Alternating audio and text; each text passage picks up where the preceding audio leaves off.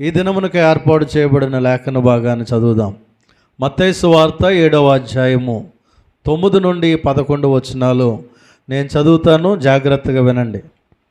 మీలో ఏ మనుష్యుడైనను తన కుమారుడు తన్ను రొట్టెను అడిగిన ఎడల వానికి రాతినిచ్చునా, చేపను అడిగిన ఎడల పామునిచ్చునా?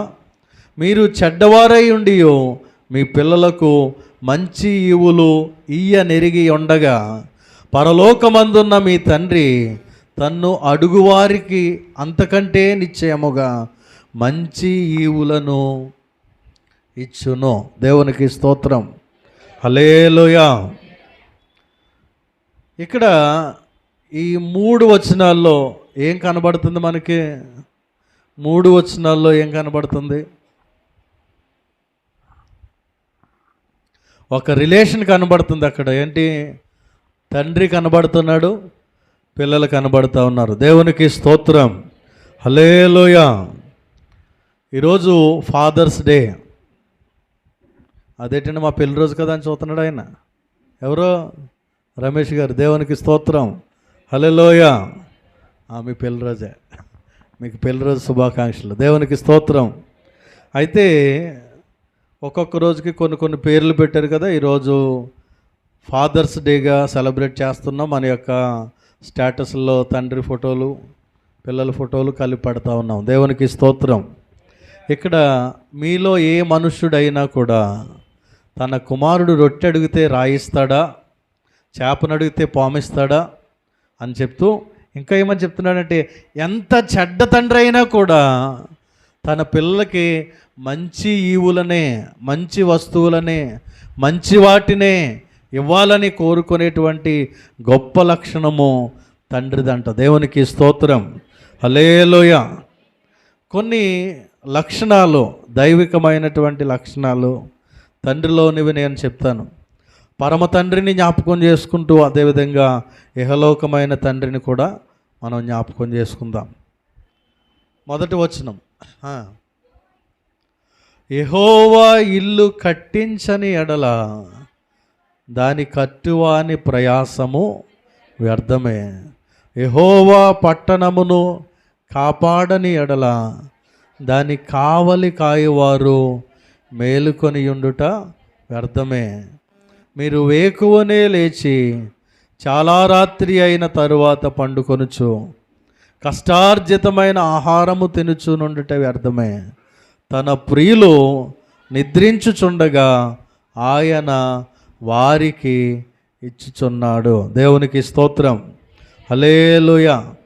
ఈ 3 వచనాల్లో 3 మాటలు తండ్రి అయిన దేవుని యొక్క లక్షణాలు మీకు చెప్తాను. ప్రియ దేవుని బిడ్డలారా, జాగ్రత్తగా అర్థం చేసుకునే ప్రయత్నం చేయండి. ఈ 2 వచనాల్లో 3 మాటలు కనబడుతూ ఉన్నాయి. ఒకటి, కట్టేటువంటి దేవుడు, బిల్డర్. తండ్రి అయిన దేవుడు ఇక్కడ ఎలా కనబడుతున్నాడంటే కట్టేవాడిగా కనబడుతూ ఉన్నాడు. రెండవది, కాపాడేవాడిగా, ప్రొటెక్టర్. బిల్డర్ ఒకటి కడుతున్నాడు, రెండవది ప్రొటెక్టర్ అంటే కాపాడుతూ ఉన్నాడు. ఆ తర్వాత 2వ వచనంలో ప్రొవైడర్ అంటే ఇస్తూ ఉన్నాడు. దేవునికి స్తోత్రం. ఇప్పుడు కొంచెం వాటిని ఆలోచన చేద్దాం. తండ్రి అయిన దేవుడు ఏం చేస్తూ ఉన్నాడు అంటే కుటుంబాలను కడతా ఉన్నాడు. ఇక్కడ యెహోవా ఇల్లు కట్టించని ఎడల అంటే ఇటుకలతోనూ ఇసుకతోనూ సిమెంట్తో కట్టే ఇల్లు గురించి కాదు ఆయన చెప్పేది. గృహస్థ జీవితాన్ని, కుటుంబాన్ని దేవుడు కడతా ఉన్నాడు. తండ్రి అయిన దేవుడు కుటుంబాలను కడుతున్నాడు. ఇప్పటికే చాలామంది మనం కుటుంబాలుగా కట్టబడ్డాం, మరికొంది యవన బిడ్డలుగా ఉన్నారు. కుటుంబాలుగా కట్టేది ఎవరు అంటే దేవుడే కడుతున్నాడు. ఆ కుటుంబాలుగా కడుతూ ఆ పడిపోయిన జీవితాలను కూడా ఆయన బాగు చేస్తూ ఉన్నాడు.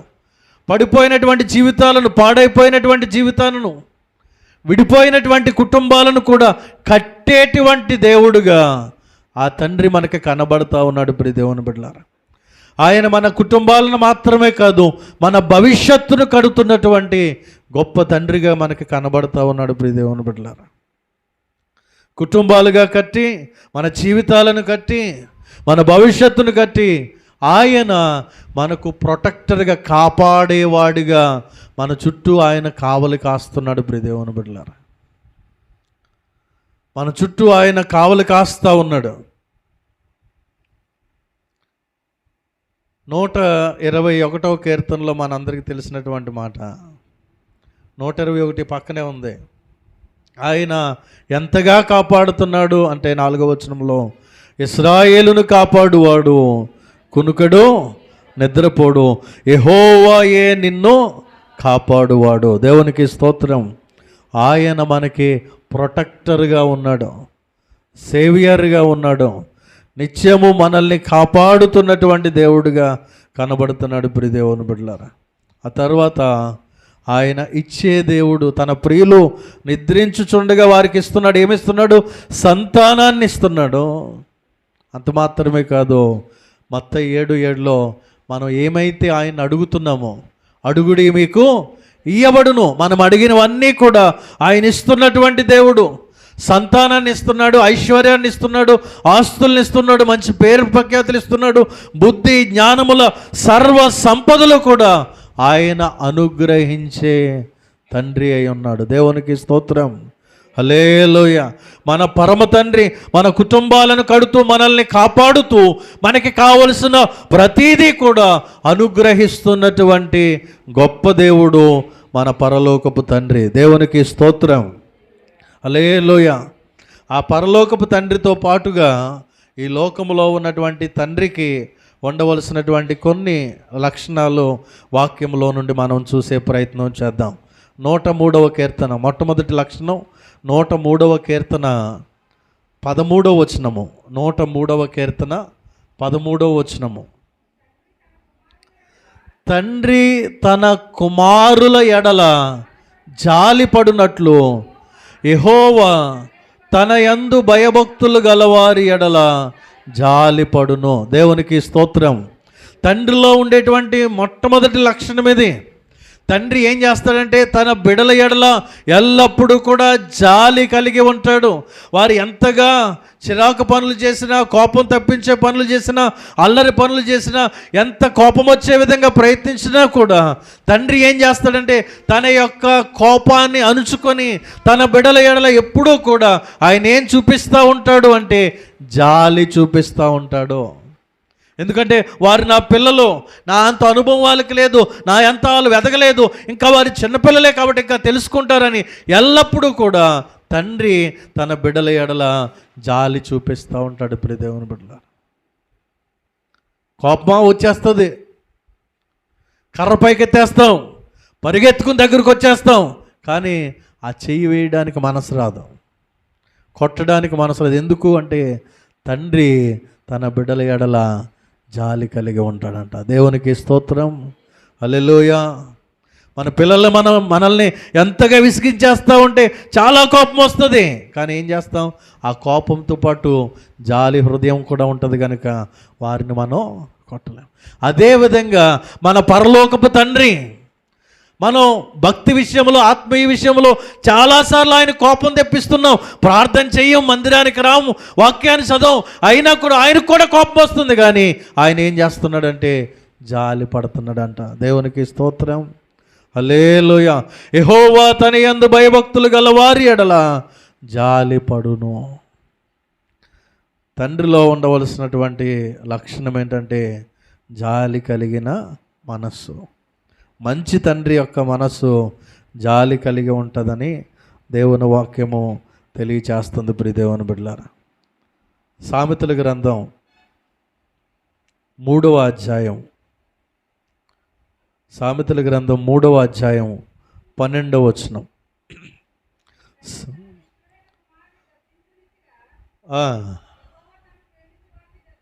దేవునికి స్తోత్రం. హల్లెలూయా. తండ్రి తనకు ఇష్టమైన కుమారుని ఏం చేస్తాడంట? గద్దించు రీతిగా యెహోవా తాను ప్రేమించిన వారిని గద్దించును. జాగ్రత్తగా వినండి. మనం సరిగా ప్రార్థన చేయకపోతే, ఆయన మందిరానికి రాకపోతే, ఆత్మీయతలో పరిశుద్ధంగా జీవించకపోతే ఖచ్చితంగా దేవుడు వాక్యము చేత మనలను గద్దిస్తాడు. వాక్యము చేత మనలను హెచ్చరిస్తాడు. ఎందుకు అంటే ఆయన మనలను ప్రేమిస్తున్నాడు గనుక, ఆయన మన ఎడల ఇష్టం కలిగి ఉన్నాడు గనుక ఏం చేస్తాడంటే తను ప్రేమించే మనల్ని ఆయన గద్దిస్తాడు. నా కుమార్తె ఇలాగే ఉండిపోతే, నా కుమారుడు ఇదే స్థితిలో ఉండిపోతే నశించి నరకానికి వెళ్ళిపోతాడు, నా యొక్క కోపానికి ఉగ్రతకు పాత్రుడైపోతాడు గనుక అతన్ని ఎలాగైనా తప్పించాలి, ఆమెను ఎలాగైనా తప్పించాలి అనే ఉద్దేశంతో ఆయన మనల్ని ప్రేమిస్తున్న గొప్ప తండ్రి గనుక మనల్ని గద్దిస్తాడు. ప్రియ దేవుని బిడ్డలారా, దేవుని యొక్క గద్దింపు, దేవుని యొక్క హెచ్చరిక, దేవుని యొక్క వాక్యములో నుండి వచ్చేటువంటి ఖండన మనకి మేలే, మనకి దీవెనే, మనకి ఆశీర్వాదమే. అదేవిధంగా ఇహలోకపు తండ్రి కూడా, భౌతికమైన తండ్రి కూడా తన బిడ్డలను మార్గం సరిచేయడానికి, వారి బుద్ధులు సరిచేయడానికి, వారి గుణాలు సరిచేయడానికి, వారి లక్షణాలు సరిచేయడానికి, వారి యొక్క పరిస్థితులు సరిచేయడానికి ఏం చేయాలంట? కుమారుణ్ణి గద్దించాలి. దేవునికి స్తోత్రం, హల్లెలూయ. గద్దించమని దేవుని వాక్యం తెలియచేస్తుంది. ప్రియ దేవుని బిడ్డలారా, 13వ అధ్యాయం మొదటి వచనం, సామెతల్లోనే 13వ అధ్యాయం మొదటి వచనం. తండ్రి శిక్షించిన కుమారుడు జ్ఞానము గలవాడగును, అపహాసకుడు గద్దింపునకు లోబడడు. దేవునికి స్తోత్రం. ఎప్పుడైతే మనం పిల్లల్ని గద్దిస్తామో, తండ్రి తన కుమారుని ఎప్పుడైతే శిక్షిస్తాడో ఆ కుమారుడు ఏమవుతాడంట?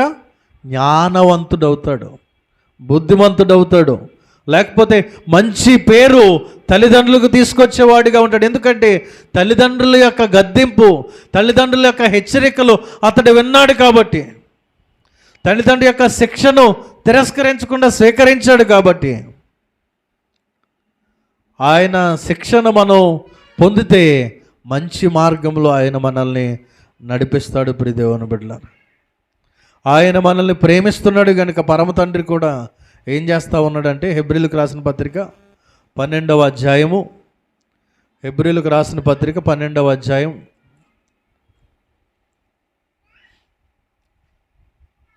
6వ వచనం చూడండి. 5, 6 కలిపి ఉన్నాయి.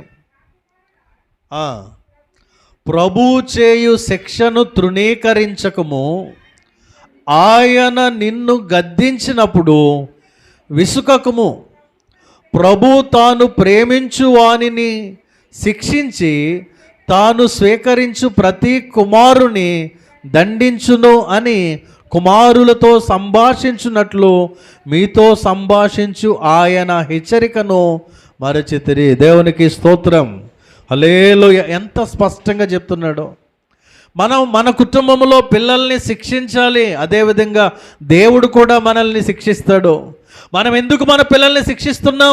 వాళ్ళని చంపేయాలని కాదు, నాశనం చేయాలని కాదు, వారు పాడైపోవాలని కాదు, వారు మంచి మార్గంలో నడవాలని, మంచి విషయాలు నేర్చుకోవాలని, మంచి మాటలు మాట్లాడాలని మన పిల్లల్ని గద్దిస్తాము, హెచ్చరిస్తాము, శిక్షిస్తాము. అదేవిధంగా మన పరమ తండ్రి కూడా మనల్ని గద్దించినప్పుడు మనం విసిగిపోకూడదు. వాక్యము చేత మనల్ని హెచ్చరించినప్పుడు మనం తిరస్కరించకూడదు. ఆయన ఎందుకు మనల్ని హెచ్చరిస్తున్నాడు, ఎందుకు మనల్ని గద్దిస్తున్నాడు అంటే ఆయన మార్గంలో నడవాలని, ఆయనకు సమీపంగా ఉండాలని, ఆయన వచ్చేటువంటి రాకడలో ఎత్తబడే గుంపులో నీవు ఉండాలని దేవుడు నిన్ను ప్రేమించి నిన్ను హెచ్చరిస్తాడు, నిన్ను గద్దిస్తాడు. నిన్ను ప్రేమిస్తున్నాడు గనుకనే ఆయన వాక్యము చేత నిన్ను హెచ్చరిస్తాడు. ప్రియ దేవుని బిడ్డ, దేవుని యొక్క గద్దింపులో కానీ, ఈ లోకంలో ఉన్నటువంటి తల్లిదండ్రుల శిక్షలో కానీ పిల్లలు నాశనమైపోవాలనే ఇంటెన్షన్ మాత్రం ఉండదు. ఈ విషయాన్ని మనం స్పష్టంగా అర్థం చేసుకోవాలి. మన పిల్లలు బాగుకోరి మనం శిక్షిస్తాం, మన పిల్లలు మంచి మార్గంలో నడవాలని మనం శిక్షిస్తాం. అదేవిధంగా పరమ తండ్రి కూడా మనము ఆయన మార్గములో నడవాలని, నిత్య జీవానికి వెళ్ళే మార్గములో నడవాలని, మార్గము తొలగిపోయినప్పుడు, తొట్టిల్లిపోతున్నప్పుడు ఆయన మనల్ని హెచ్చరిస్తాడు, గద్దిస్తాడు. ఆ గద్దింపును విని సరిచేసుకోవాలి, ఆ హెచ్చరికను విని ఆయనకు దగ్గర అవ్వాలి, ఆయన మార్గములో నడవాలి. అప్పుడు అది మనకి దీవెన. దేవునికి స్తోత్రం, హల్లెలూయా. గద్దించకపోతే, ఏం జరుగుతుందో తెలుసా? గద్దించకపోతే ఒక మాట నేను చూపిస్తాను. సమూయేలు మొదటి గ్రంథం 3వ అధ్యాయం.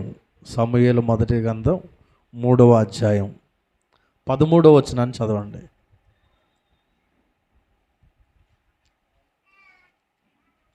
మూడవ అధ్యాయం 13వ వచనం.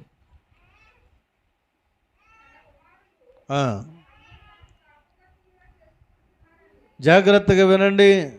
తన కుమారులు తమ్మును తాము శాపగ్రస్తులుగా చేసుకొనుచున్నారని తానెరిగియు వారిని అడ్డగించలేదు గనుక అతని ఇంటికి నిత్యమైన శిక్ష విధింతునని నేను అతనికి తెలియజేయుచున్నాను. దేవునికి స్తోత్రం. హల్లెలూయా. ఈ సందర్భాన్ని చెప్తాను, జాగ్రత్తగా వినండి. ప్రధాన యాజకుడైనటువంటి ఏలియా కాదు, ఏలి అనేటువంటి ప్రధాన యాజకుడు. ప్రధాన యాజకుడు అంటే ఈ రోజుల్లో పెద్ద ఆర్చ్ బిషప్తో సమానం. అంత పెద్ద ఉన్నతమైనటువంటి స్థితిలో ఉన్నటువంటి ఆయనకి 2 కుమారులు ఉన్నారు. హోఫ్ని, ఫినెహాసు అనేటువంటి 2 కుమారులు. జాగ్రత్తగా వినండి. ఆ 2 కుమారులు ఏం చేస్తున్నారు అంటే, ఇతడు ప్రత్యక్ష గుడారంలో దేవుని మందిరంలో దైవజనుడిగా ఉండి ఆరాధన చేస్తూ ఉంటే, బలులు అర్పిస్తూ ఉంటే, అక్కడ మందిరము దగ్గర పరిచర్య చేయడానికి వాళ్ళు నిత్యము బలులు అర్పిస్తూ ఉంటారు కాబట్టి, గొర్రెలు మేకలు కోస్తూ ఉంటారు కాబట్టి, ఆ యొక్క పరిస్థితులన్నింటినీ, ఆ చుట్టుపక్కల ప్రాంతం అంతటిని శుభ్రం చేయడానికి కొంతమంది స్త్రీలు ఆ దేవాలయం దగ్గర పనిచేస్తూ ఉండేవారు. ఇలాగా ఉడకకుండా ఆ మాంసం నీవు తెంపకుండానే మీ పిల్లలు తినేస్తున్నారు, అదేవిధంగా ఇక్కడ పనిచేస్తున్నటువంటి స్త్రీలతో మీ పిల్లలు అసభ్యంగా ప్రవర్తిస్తున్నారు అనే విషయం ఆ పాస్టర్ గారికి, ప్రధాన యాజకుడికి తెలిసింది. అదే మాట ఇక్కడ రాస్తున్నాడు 13లో. తమ కుమారులు తమ్మును తాము శాపగ్రస్తులుగా చేసుకొనుచున్నారని తానెరిగియు, అతనికి తెలుసు కూడా, వారిని అడ్డగించలేదు గనుక, వారిని గద్దించలేదు గనుక, వారిని శిక్షించలేదు గనుక, వారికి బుద్ధి చెప్పలేదు గనుక, వారిని హెచ్చరించలేదు గనుక నేను వారిని శిక్షిస్తాను అని దేవుడు ఇక్కడ మాట్లాడుతూ ఉన్నాడు. శిక్షించాడు. ఎలా శిక్షించాడంటే, ఫిలిస్తీన్లు వారి మీదకి ఒకేసారి దండెత్తి వచ్చారు.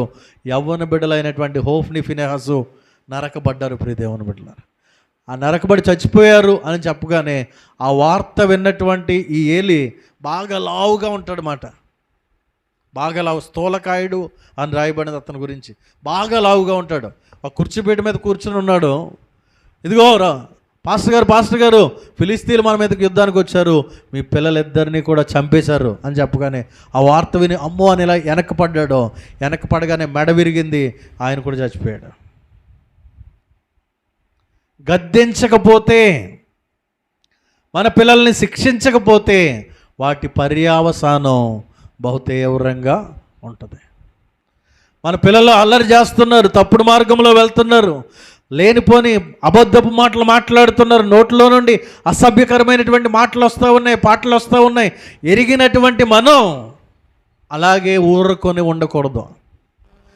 తప్పు, నువ్వు వెళ్ళే మార్గం, నువ్వు మాట్లాడే మాట తప్పు, నువ్వు పాడే పాట తప్పు, నువ్వు ప్రవర్తించే విధానం తప్పు అని తల్లిదండ్రులముగా మనం ఏం చేయాలంటే, మన పిల్లలను గద్దించాలి, హెచ్చరించాలి, వారిని ఆ మార్గంలో నుండి పక్కకు తీసుకొని రావాలి. చాలాసార్లు మనం కూడా ఇదే చేస్తాం. జాగ్రత్తగా వినండి. మన పిల్లలు అందంగా ఉన్నారని వారు తప్పు చేసినా, వారు మాట్లాడకూడని మాట మాట్లాడినా, చేయకూడదు చేసినా ఏం చేస్తామంటే, వాళ్ళు చాలా అందంగా ఉన్నారు, ఏం కొడతాం బాబోయ్ నా పిల్లని అంటాం, నా పిల్లవాడిని ఏం కొడతామని ముద్దు చేస్తాం. వారి తప్పును మనం విడిచిపెట్టేస్తాం, విచారించం, గద్దించం, ఖండించం. అది మార్గం తొట్టిల్లిపోతున్నప్పుడు, దేవునికి దూరం అయిపోయే మార్గంలాగా కనబడుతూ ఉన్నప్పుడు, ఆ మాటలు, ఆ చేష్టలు విపరీతం అయిన క్రియల్లోనికి వెళ్ళిపోతున్నప్పుడు ఖచ్చితంగా మన వారికి బెత్తము వాడాలి,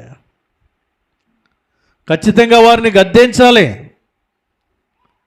లేకపోతే వారిని చేజేతులా మనమే నాశనము చేసిన వారం అవుతాం. ప్రియ దేవుని బిడ్డలారా, సామెతల గ్రంథం 13వ అధ్యాయం 24వ వచనం. సామెతల గ్రంథం 13వ అధ్యాయం 24వ వచనం. బెత్తము వాడని వాడు తన కుమారునికి విరోధి, కుమారుని ప్రేమించువాడు వానిని శిక్షించును. దేవునికి స్తోత్రం.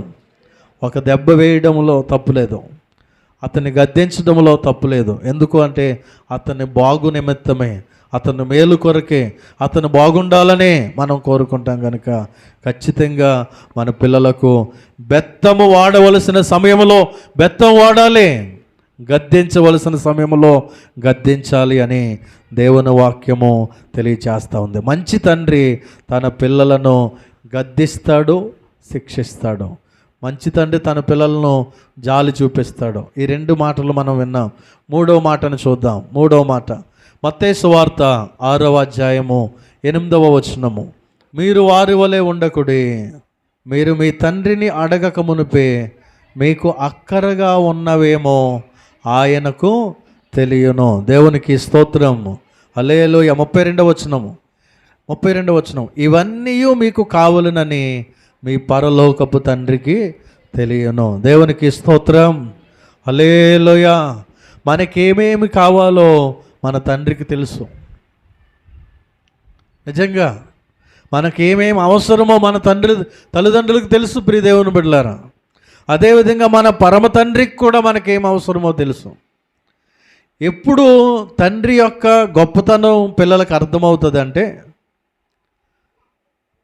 ఎవరైనా ఏ పిల్లలకైనా కూడా తండ్రి యొక్క గొప్పతనం ఎప్పుడు అర్థమవుతుందంటే, అతనికి పెళ్ళైన తర్వాత, అతనికి పిల్లలు పుట్టిన తర్వాత, అతని యొక్క సంసార జీవితం నడుస్తూ ఉన్నప్పుడు, ఆ కుటుంబంలో ఆ పిల్లల యొక్క అవసరతలు, కుటుంబ పోషణ కొరకు అతడు పడుతున్నటువంటి కష్టంలో తండ్రి గుర్తుకొస్తాడు. దేవునికి స్తోత్రం. హల్లెలూయా. అప్పుడు అతని ఒక తండ్రి యొక్క స్థానంలోకి వస్తేనే కానీ తండ్రి యొక్క గొప్పతనాన్ని మనం అర్థం చేసుకోలేం. నాకు అర్థమవుతుంది, ఇక్కడున్న తల్లిదండ్రులుగా ఉన్న వారికి అర్థమవుతుంది.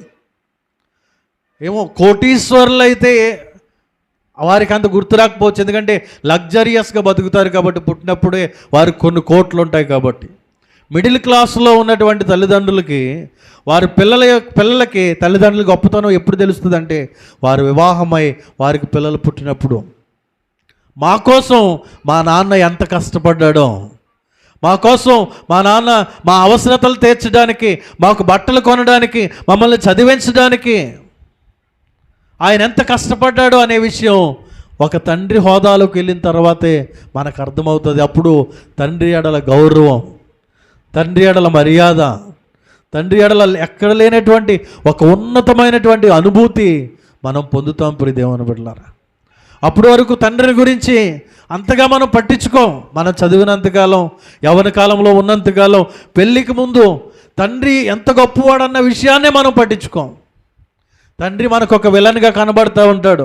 అక్కడికి వెళ్ళొద్దు, ఇది చేయొద్దు, అది చేయొద్దు అన్నట్టుగా కనబడుతూ ఉంటాడు. కానీ ఒక వివాహం అయిన తర్వాత మనం ఒక హోదాలోకి వెళ్ళి మనం పిల్లల్ని కనినప్పుడు ఆ తండ్రి యొక్క విలువ మనకు అర్థమవుతుంది.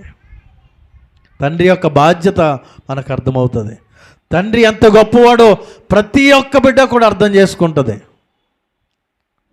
అంత గొప్ప తండ్రి ఆయన ఏం చేస్తాడంట, మంచి తండ్రి తన కుమారుల యొక్క కుమార్తెల యొక్క అక్కరలను తీరుస్తాడు. దేవునికి స్తోత్రం. హల్లెలూయా. నా పిల్లలకి ఏం కావాలి, నా పిల్లలు ఇప్పుడు ఈ అకాడమిక్ ఇయర్లో జాయిన్ చేయాలి కాబట్టి వారి కోసం ఫీజు కొరకు కొంచెం ధనాన్ని సమకూర్చాలి, వారి బట్టల కొరకు కొంచెం ధనాన్ని సమకూర్చాలి, వారి యొక్క ఖర్చుల కోసం ధనాన్ని సమకూర్చాలి, వారి భవిష్యత్తు కోసం, వారి వివాహాల కోసం కొన్ని ధనాన్ని సమకూర్చాలి అనేటువంటి ప్లానింగ్తో ప్రతి తండ్రి కూడా ఆలోచన చేస్తాడు. ప్రియ దేవుని బిడ్డలారా, మనం ప్రారంభంలో చదివినటువంటి వాక్యం, గుడ్డు కావాలంటే రాయిని, చేప కావాలంటే పామిచ్చేంత దౌర్భాగ్యమైన దారుణమైన తండ్రులు ఎవరో ఉండరు. ఆ కింద వచనంలో అంటాడు, చెడ్డ తండ్రి అయినా కూడా తన పిల్లలకి మంచి ఆహారాన్ని, మంచి విషయాలను, మంచి వాటిని, మంచి ఈవులను ఇవ్వాలని కోరుకుంటాడంట. దేవునికి స్తోత్రం. హల్లెలూయా. మన పరమ తండ్రి కూడా 32వ వచనంలో ఇవన్నీ మీకు కావాలనని మీ పరలోకపు తండ్రికి తెలియను. మన పరలోకపు తండ్రికి కూడా మనకేం కావాలో అవన్నీ కూడా ఆయన అనుగ్రహిస్తాడంట. సమయానుకూలంగా ఆయన మనకు అనుగ్రహిస్తాడు. మనం ఏం చేయాలి అంటే ఆ కింద వచనంలో అంటాడు, కాబట్టి మీరు ఆయన రాజ్యమును, ఆయన నీతిని మొదట వెతకండి. ఆయన సన్నిధికి రండి, ఆయన సన్నిధిలో మోకరించండి, ఆయన వాక్యాన్ని అనుసరించి నడుచుకోండి. ఈ విధంగా మీరు చేసినప్పుడు మీకేమి అవసరమో అవన్నీ కూడా ఆయన మీకు అనుగ్రహించును అని రాయబడింది. హల్లెలూయా, హల్లెలూయా. మంచి తండ్రి తన బిడ్డల యొక్క అవసరతలన్నీ కూడా తీరుస్తాడంట. దేవునికి స్తోత్రం. ఇంకొక మాటను చూద్దాం. మత్తయి సువార్తలోనే 6వ అధ్యాయము 14వ వచనము. మనుషుల అపరాధములు మీరు క్షమించిన ఎడల మీ పరలోకపు తండ్రియో మీ అపరాధములను క్షమించును. దేవునికి స్తోత్రం. మంచి తండ్రి తన బిడ్డలను క్షమిస్తాడంట. ప్రియ దేవుని బిడ్డలారా, మంచి తండ్రి తన బిడ్డల యొక్క తప్పిదాలను, పొరపాట్లను ఆయన క్షమిస్తాడు. తెలియని వయసు, తెలియకుండా చేశాడు అనేటువంటి ఉద్దేశముతో పరమ తండ్రి మనల్ని కూడా క్షమించే దేవుడై ఉన్నాడు. ఆయన సాక్షాత్తు శిలువ మీద వేలాడుతూ తనని చంపుతున్న వారిని సహితము తండ్రి వీరేమి చేయుచున్నారో వీరెరుగను గనుక వీరిని క్షమించు. ఆయన క్షమించాడు. ఆయన గొప్ప తండ్రిగా మన మధ్యలో నిలబడ్డాడు. మనం కూడా మన పిల్లల ఎడల క్షమాగుణం కలిగిన తల్లిదండ్రులుగా ఉండాలి. మన పిల్లలను క్షమించేవారిగా మనం ఉండాలని దేవుని వాక్యము తెలియచేస్తూ ఉంది. దేవునికి స్తోత్రం. త్వరగా చివరిగా 2 మాటలు చూపించి నా మాటలు ముగింపులోకి తీసుకొస్తాను. 26వ వచనం, 6వ అధ్యాయంలోనే 26వ వచనం. ఆకాశ పక్షులను చూడుడి, అవి విత్తవు, కోయవు, కొట్లలో కూర్చుకొనవు, అయినను మీ పరలోకపు తండ్రి వాటిని పోషించుచున్నాడు. దేవునికి స్తోత్రం. హల్లెలూయా. పోషించే తండ్రి మన పరమ తండ్రి. దేవునికి స్తోత్రం. ఇహలోకమైనటువంటి తండ్రి కూడా తన కుటుంబాన్ని పోషించే తండ్రిగా ఉండాలి.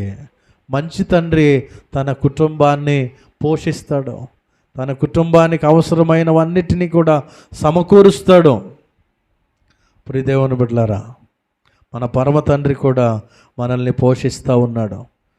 ఆకాశ పక్షులు చూడండి, అవి విత్తవు, కోయవు, కొట్లలో ధాన్యాన్ని సమకూర్చుకోవు, కానీ వాటిని పోషిస్తున్న దేవుడు వాటికంటే కూడా బహుశ్రేష్టమైనటువంటి వారమైనటువంటి మనల్ని కూడా ఆయన పోషించే దేవుడు. ప్రియ దేవుని బిడ్డలారా, ఇశ్రాయేలీల ప్రజలను 40 సంవత్సరాలు అరణ్యములో పోషించినటువంటి దేవుడు, కరువులో ఏలియాను 3.5 సంవత్సరాలు పోషించిన దేవుడు, సారేపతి విధవరాలను 3.5 సంవత్సరాలు పోషించినటువంటి దేవుడు మనలను కూడా పోషించగల గొప్ప తండ్రి ఆయన. దేవునికి స్తోత్రం. హల్లెలూయా. పోషించే తండ్రి, మంచి తండ్రి మన దేవుడు. దేవునికి స్తోత్రం. హల్లెలూయా. చివరిగా ఒక మాట చూపించి నా మాటలు ముగిస్తాను. యోబు గ్రంథం 1వ అధ్యాయం. యోబు గ్రంథం 1వ అధ్యాయం 4-5 వచనాలు చదువుకొని ముగించుకుందాం.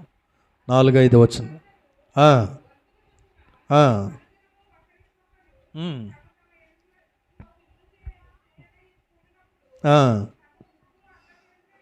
తమ 3 అక్క చెల్లెండ్రు తమతో కలిసి